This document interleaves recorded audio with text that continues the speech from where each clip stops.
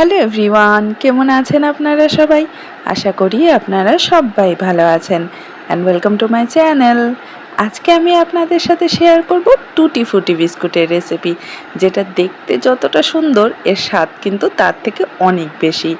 একদম অন্যরকম একটা নতুন ধরনের বিস্কিটের রেসিপি আজকে শেয়ার করব, যেটা আপনারা বাড়িতে থাকা অল্প কিছু উপকরণ দিয়ে কিন্তু খুব সহজেই বানিয়ে নিতে পারবেন।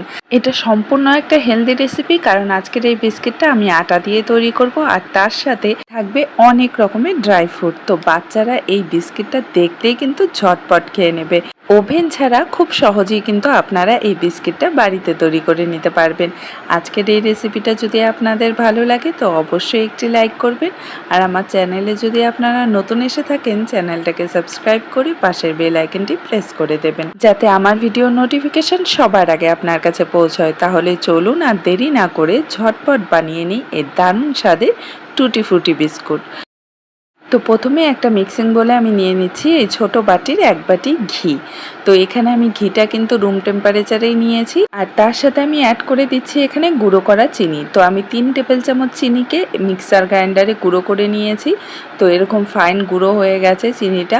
তো মিষ্টিটা আপনারা আপনাদের স্বাদ মতন বুঝে দেবেন, আর যে কোনো একটা কাপ বা বাটি ঠিক করে নেবেন, সেটাতে মেপেই কিন্তু সব কিছু ব্যবহার করতে পারবেন। তো এখন এই চিনির সাথে ঘিটাকে আমাদের খুব ভালো করে মিক্স করে নিতে হবে। তো আমি এখানে একটা হ্যান্ড উইক্স দিয়ে খুব ভালো করে এটাকে মিক্স করে নিচ্ছি। মোটামুটি 3 থেকে 4 মিনিট কিন্তু এভাবে কন্টিনিউ আপনাদের মিক্স করে নিতে হবে। এতে করে একটা স্মুথ ক্রিমি একদম ফ্লাফি একটা মিক্সচার রেডি হয়ে যাবে। তো এই যে দেখুন, এখানে কিন্তু আমার 4 মিনিটের মতো হয়েছে আমি এটাকে মিক্স করছি। একদম একটা ক্রিমি একটা স্মুথ কিন্তু মিক্সচার আমাদের রেডি হয়ে গেছে, দেখেই হয়তো বুঝতে পারছেন। আর কালারটাও কিন্তু অনেকটা হালকা হয়ে গেছে।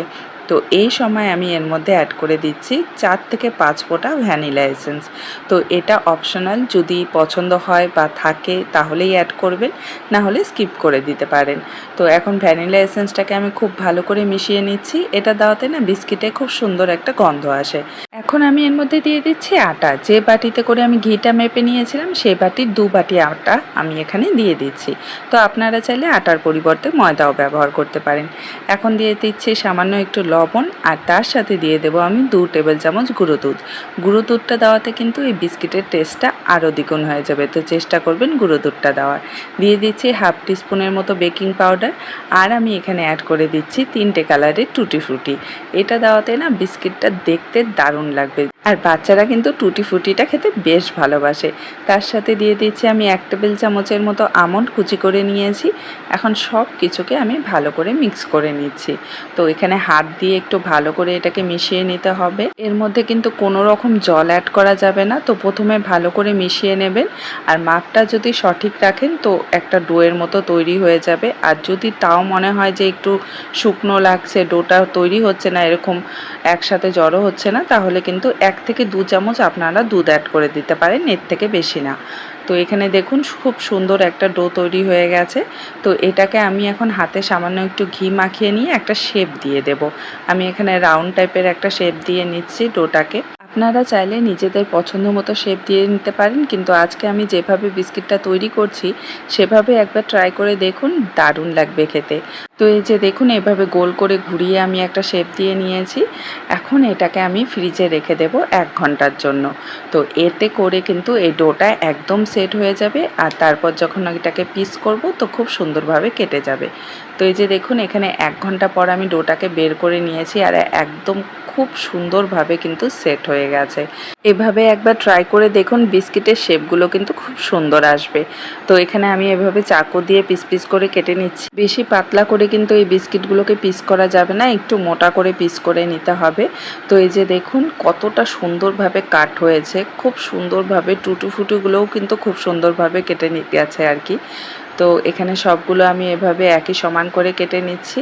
এই যে দেখুন কতটা সুন্দর লাগছে ভেতরটা দেখতে। আর কাটার সময় হয়তো কিছু সাইড থেকে হয়তো এইভাবে ভেঙে যাবে, তো সেটা নিয়ে একদম চিন্তা করবেন না। এভাবে হাতে নিয়ে জাস্ট একটু প্রেস করে জোড়া লাগিয়ে দেবেন, তো খুব ইজিলি এটা সেট হয়ে যায়, জোড়া লেগে যায়। তো এভাবে যেগুলো ভেঙে গেছে আমি সেগুলোকে একটু জোড়া লাগিয়ে দিচ্ছি এভাবে ডোটা নিয়ে। তো সবগুলো বিস্কিট কিন্তু রেডি হয়ে গেছে বেক করার জন্য।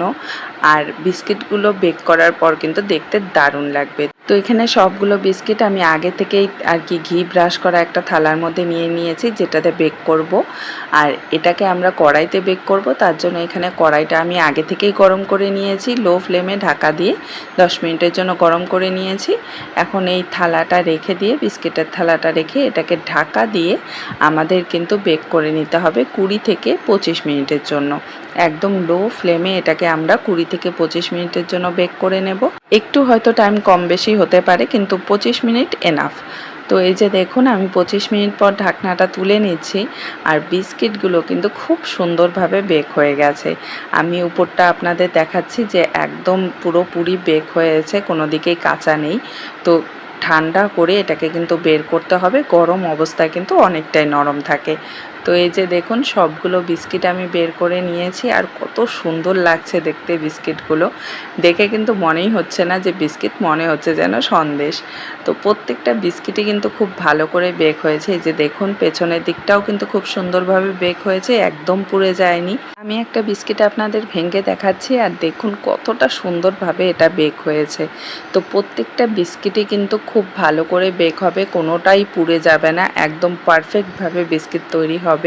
তো সঠিক মাপ যদি আপনারা ব্যবহার করেন, তো এরকম দারুণ স্বাদের একটা বিস্কিট কিন্তু আপনারা তৈরি করে নিতে পারবেন, যেটা মুখে দিলেই মিলিয়ে যাবে।